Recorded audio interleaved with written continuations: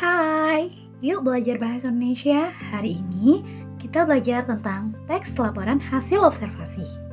Apa sih teks laporan hasil observasi? Teks laporan hasil observasi adalah teks yang berisi penjabaran umum atau melaporkan sesuatu berupa hasil dari pengamatan atau observasi. Teks laporan observasi juga disebut teks klasifikasi karena memuat klasifikasi mengenai jenis-jenis sesuatu berdasarkan kriteria tertentu.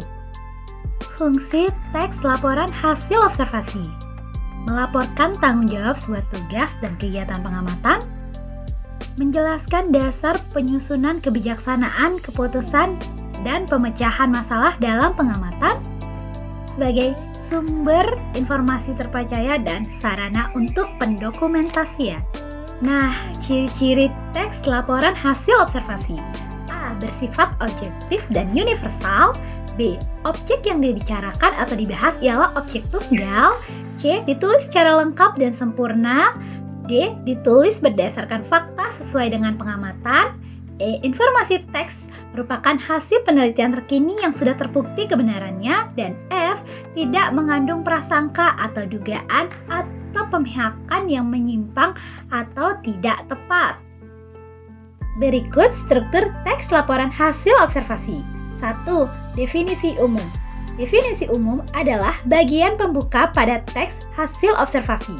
Pada bagian ini terdapat pengertian dan gambaran umum untuk sesuatu yang akan dibahas. 2.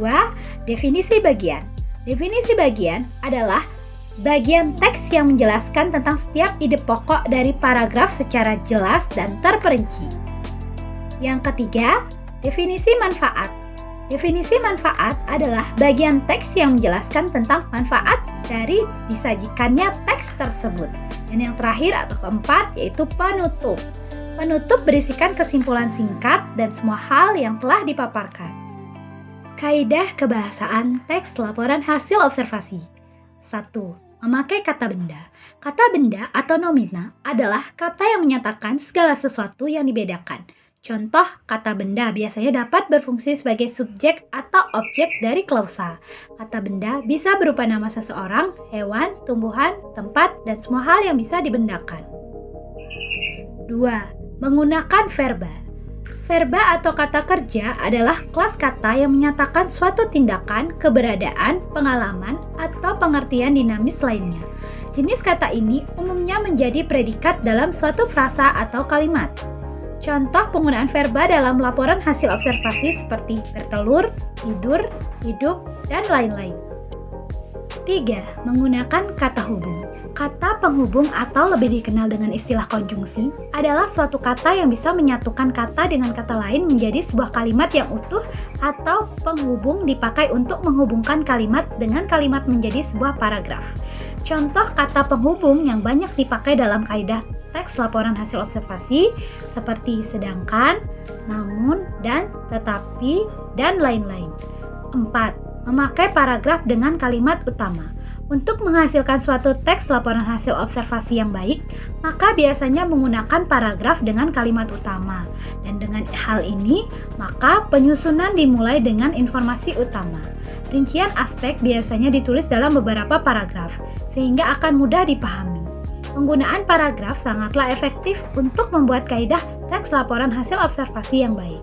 Dan yang terakhir, nomor 5, menggunakan kata ilmuwan. Kata ilmuwan atau kata teknis adalah salah satu kata kerja yang mempunyai artian yang khusus mengenai suatu bidang. Kata keilmuan akan memudahkan pemahaman pembaca dan keilmuan seringkali dimengerti oleh ilmuwan saja, karena menjadi aneh bagi masyarakat lain. Kata keilmuan dalam teks laporan hasil observasi seperti fobia, herbivora, dan lain-lain. Berikut contoh laporan hasil observasi dengan judul Pohon Kelapa.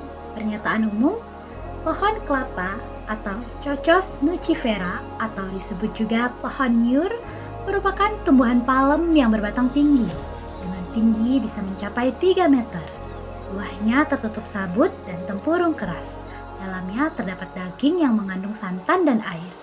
Kelapa adalah sebuah dari nama buah yang dihasilkan tumbuhan ini. Kelapa menjadi tumbuhan serbaguna karena dimanfaatkan semua bagiannya oleh manusia. Banyaknya manfaat menjadikan tunas kelapa dijadikan sebagai lambang dari pramuka di Indonesia. Tumbuhan ini diperkirakan berasal dari pesisir Samudra Hindia di sisi Asia, namun sekarang sudah menyebar luas di seluruh pantai tropika dunia. Deskripsi bagian. Bagian-bagian dari tumbuhan ini adalah buah kelapa, batang, pelepah, dan akar. Buah kelapa terdiri dari kulit luar, sabut, tempurung, kulit daging, daging buah, air kelapa, dan lembaga. Pohon kelapa atau pohon nyur banyak terdapat di bagian tepi pantai. Deskripsi manfaat. Berdasarkan penelitian yang ada, kelapa diyakini bermanfaat untuk menyembuhkan penyakit seperti TBC, luka bernanah, basir, disentri, dan kolera. Selain itu, buah kelapa bagus untuk mengobati keracunan karena buah ini dapat menetralkan racun di dalam tubuh kita dan dapat dijadikan sebagai makanan atau minuman. Para dokter gigi juga meyakini bahwa kelapa bisa mencegah gigi berlubang. Sedangkan batang pohonnya sangat bermanfaat untuk pembuatan janur, pembungkus ketupat, dan masih banyak lagi. Penutup. Ternyata pohon kelapa memiliki banyak manfaat bagi kehidupan manusia. Mulai dari buah, daun, hingga batangnya bisa dimanfaatkan. Tak heran, banyak masyarakat Indonesia yang menyukai pohon kelapa dan banyak masyarakat menanam pohon kelapa. Buah kelapa dan daun kelapa juga dijual dengan harga terjangkau, jadi sangat cocok untuk semua kalangan. Sekian pemaparan materi kita hari ini. Sampai jumpa, tetap semangat dan terus belajar.